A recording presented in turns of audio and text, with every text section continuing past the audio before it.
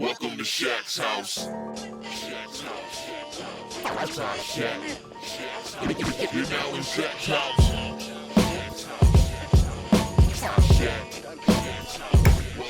Hey, what's going on, Shaq Houses? How you doing? It's your boy, the one and only Shaq House here. I hope your week went well. Check this out. What we're going to be talking about today, not telepaths, but an aspect of telepathy. One of the things a telepath can do, namely project their astral form. But we're going to be talking about mutants whose only power is exactly that. We're going to be talking about Scanner from the Acolytes and Trance from the new X-Men's Paragons squad. That's right. Their powers, they've been described in short as astral projection or electromagnetic energy form transitions, but it's more to it than both of those. What do I mean? Check it out right here. Scanner. Scanner is a mutant with an array of psionic and bioelectrical powers.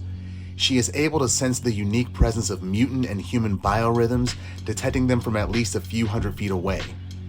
Scanner can also sense astral forms, seeing and hearing these psychic projections which are normally undetectable. She can release bioelectric feedback into an astral form on contact, forcing the person's consciousness to return to its physical body and often rendering them unconscious. Initially, she was able to project her own astral form and traverse great distances, but later began to rely on her primary ability, the power to assume an electro-transitional state, effectively becoming a living hologram. In this energy form, Scanner is able to travel at light speed across the planet's surface, is intangible, and normally undetectable to human senses. She communicates with others psionically in either state and can become transparently visible to others if she wishes to. Some fun facts. Sarah Ryall is Scanner number 2, the second character to operate under the code name. Scanner number 1 was a Space Knight. Scanner originally appeared in the Avengers as Screener, but months later as Scanner in Uncanny X-Men number 300. It led to confusion as to whether they were separate characters, but more than a decade later, one of the Marvel handbooks confirmed that they were the exact same person. She started out as one of the least bloodthirsty acolytes under Fabian Cortez, but gradually under Exodus and Magneto himself, Scanner became a true believer.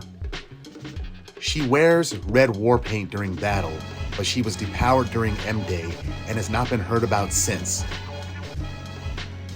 Trance. Trance has the mutant ability to project her consciousness as an energy form. She leaves her body in a comatose trance while her mind travels freely in an intangible energy state.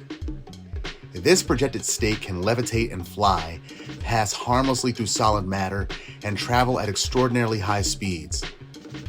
She also possesses a biosting, a disruptive energy that can be produced on contact or as a pulsed ray from her insubstantial hands, causing bioelectrically based pain and damage to people and objects. Trance's powers later evolved in other areas. She can perceive certain unique spectra or energy fields, reading emotional auras, heat signatures, and the presence of interdimensional doorways or phenomena. These perceptions are accessible even in her physical form. Trance's body and powers are somewhat reactive to spatial fields. For example, if she is being teleported, her power may disrupt the transport in mid-jaunt, causing her to reappear somewhere other than intended. She can also access residual dimensional displacements, sending her wraith form through another dimension or passing through the spot where a displacement recently occurred. Some fun facts. Hope Abbott, she's from the suburbs of Detroit, and her home life was not ideal. Her parents were not happy with her being a mutant, and when her powers developed, she triggered a heart attack in her father. The X-Man Rogue developed a mentor-like relationship with Trance during Mike Carey's run on the X-Men Legacy title. In her yearbook entry, Hope was listed with her likes being playing the violin, liking classical music, and her dislikes being music videos and junk food, and she was also voted as the most stylish by her peers. She eventually made her way to Krakoa, and with the resurrection process, she had a disturbingly cavalier attitude about dying. Okay, let's do a little bit of compare and contrast between Scanner and Trance, but first, let's talk about the power that they seemingly have in common. Astral projection involves the soul leaving the body to travel freely. When an astral form is active, the physical form is completely inert or in a vegetative or trance state. The astral form is invisible to the naked eye, although some psychics and telepaths can manipulate the perspective of other people, allowing them to perceive the astral form within their minds. It can travel at the speed of thought, is unaffected by gravity, and can pass harmlessly through solid barriers. A full-fledged telepath can exert other psychic effects through their astral form, such as reading minds, planning compulsions, or altering the perspectives of other people in the presence of their astral form. A good comparison to Trance and Scanner would be Franklin Richards during his time as a member of the power pack known as Tattletale. Back then, he could project what he called his dream self, which is similar to an astral form. As Tattletale, he would project his consciousness as a psionic representation of his physical body, but with several key differences to an astral form. For one, it was openly visible for all to see. Anyone who saw the dream self would believe that Franklin was physically present, as it looked no different from his real self. The dream self was still intangible and could not touch or be touched by its environment.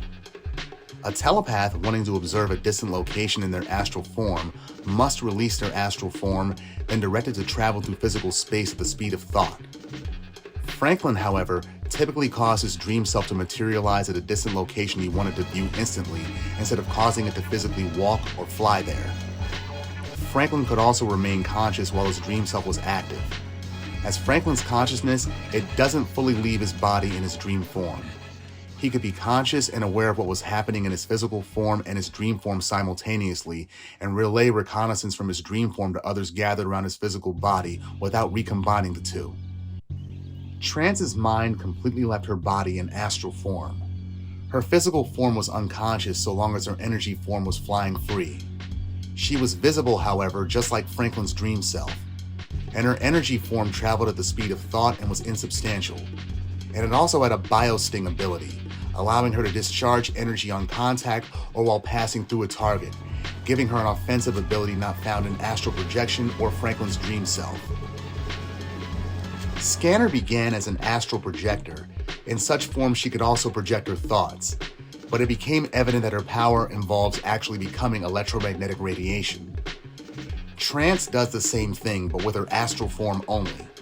And like Scanner, her power comes with offensive capabilities, like energy disrupting anything operating on electromagnetic wavelengths, intangibility, sensing organic or psionic energy patterns, etc. Scanner can also make herself visible if she chooses, but Hope's form is always visible, like a wraith.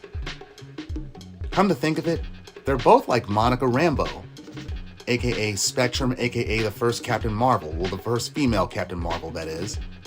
What Monica does is that she transpositions her mass with any wavelength on the electromagnetic spectrum. Scanner does so with visible light, which is how she manifests as a hologram and why she can create an electrofeedback disruption effect in her physical and astral forms.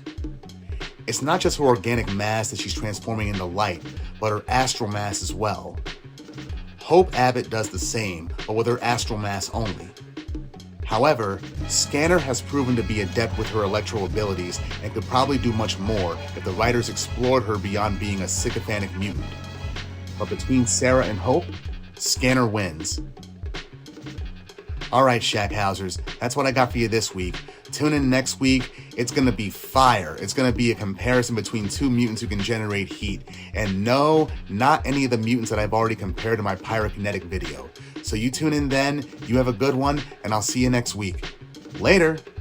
Mansion, apartment. Shack house. Yes!